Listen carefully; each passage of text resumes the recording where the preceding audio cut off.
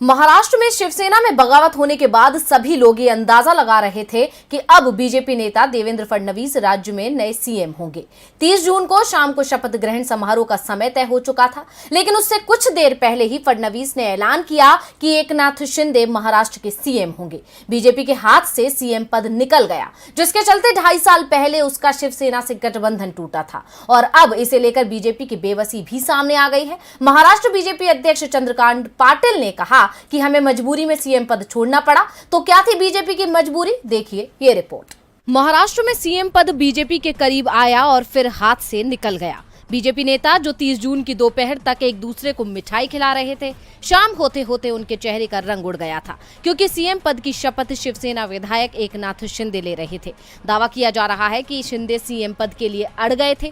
2.5 साल से सत्ता से दूर बीजेपी पर दबाव था कि किसी भी तरह महाराष्ट्र की सत्ता हासिल की जाए, इसलिए शिंदे की मांग स्वीकार कर ली गई। लेकिन सीएम की कुर्सी हाथ से फिसलने का दर्द अभी भी बीजेपी नेताओं की जुबान पर आ ही जाता है। महाराष्ट्र बीजेपी के अध्यक्ष चंद्रकांत पाटिल ने रायगढ़ जिले के पनवेल में हुई पार्टी की बैठक में दावा किया कि सही मैसेज देने के लिए पार्टी ने शिंदे को सीएम बनाया है। हम स्थिर सरकार बनाने के लिए जो कुछ भी कर सकते हैं कर रहे हैं। हमने मन पर पत्थर रखकर सीएम पद से दावा छोड़ा। केंद्रीय नेतृत्व और देवेंद्र फडणवीस ने निर्णय लिया कि महाराष्ट्र के मुख्यमंत्री एकनाथ शिंदे होंगे, लेकिन हमें इस फैसले का दुख हुआ। नई सरकार बनने के बाद ये विरोध का पहला सुर है, जो इशारा कर रहा है कि पार्टी के नेता शिंदे को सीएम पद दिए जाने से खुश नहीं है।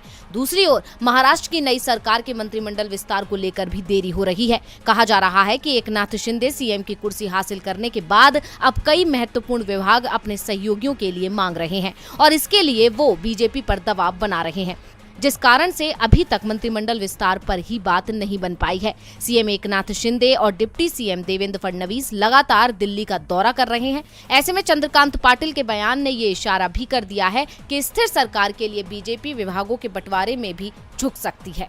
डीवी लाइव की रिपोर्ट।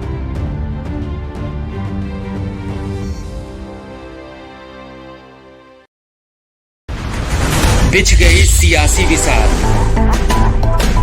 खेला जा रहा है सियासी खेल, जारी है वार पलटवार।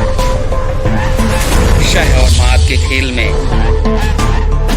बनाई जा रही है रणनीति। कौन पड़ेगा किस पर भारी, ये कभी भी सिर्फ हस्तक्षेप.com पर अमलेंदु उपाध्याय के साथ